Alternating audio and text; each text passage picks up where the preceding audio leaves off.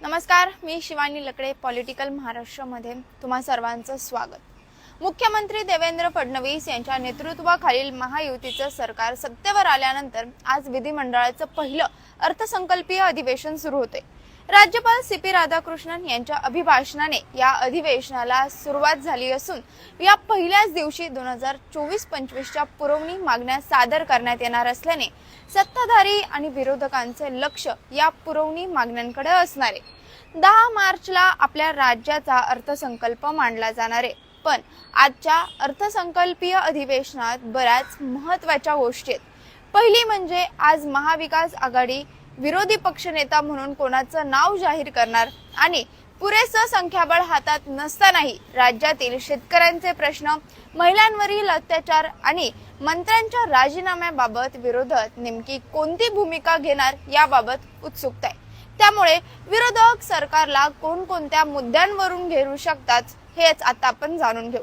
सगळ्यात पहिला महत्त्वाचा मुद्दा असू शकतो तो म्हणजे मंत्र्यांच्या राजीनाम्याचा. फडणवीस सरकारच्या मंत्रिमंडळात 2 मंत्री म्हणजेच धनंजय मुंडे आणि माणिकराव कोकाटे यांच्यावर गंभीर स्वरूपाचे आरोप आहेत.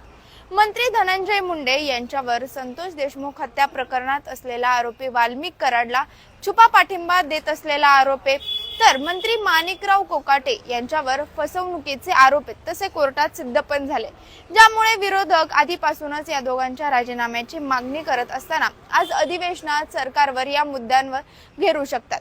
दुसरा मुद्दा आहे महिलांची सुरक्षा.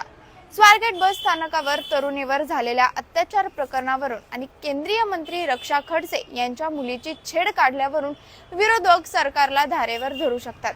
कारण महिला अत्याचाराला आळा घालण्यासाठी आघाडी सरकारने शक्ती विधेयक संमत करून मंजुरीसाठी केंद्र सरकारला पाठवलं होतं.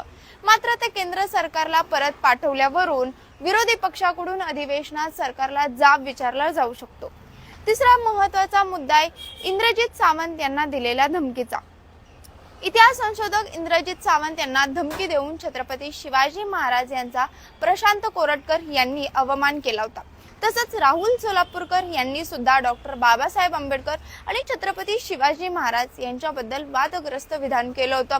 त्यामुळे सत्ताधाऱ्यांशी संबंधित लोकांकडून महापुरुषांचा वारंवार अवमान केला जात असतानाही त्यांना संरक्षण देणं या मुद्द्यावरून विरोधक सरकारला धारेवर धरू शकतात. एकंदरीत या 3 महत्त्वाच्या मुद्द्यांवरून विरोधक सरकारवर हल्लाबोल करू शकतात. तसंच या मुद्द्यांसोबतच महादेव मुंडे प्रकरण, महाराष्ट्रातील वाढत्या गुन्हेगारी, सोयाबीनची शासकीय खरेदी, भ्रष्टाचार आणि बेरोजगारी या मुद्द्यावरून सुद्धा विरोधक सत्ताधाऱ्यांची कोंडी करू शकतात. फडणवीस सरकारच्या स्थापनेनंतर सरकार अनेक गोष्टींवरून अडचणीत सापडले. मंत्रिमंडळातील मंत्र्यांवर आरोप असतील किंवा मंत्र्यांच्या राजीनाम्याची मागणी करण्यात असतील. त्यामुळे या सगळ्या मुद्द्यांवरून विरोधक अधिवेशनात आक्रमक होऊ शकतात. सध्या आपण इथेच थांबतोय. अशा ताज्या बातम्यांच्या व्हिडिओ अपडेटसाठी पाहत राहा पॉलिटिकल महाराष्ट्र. धन्यवाद.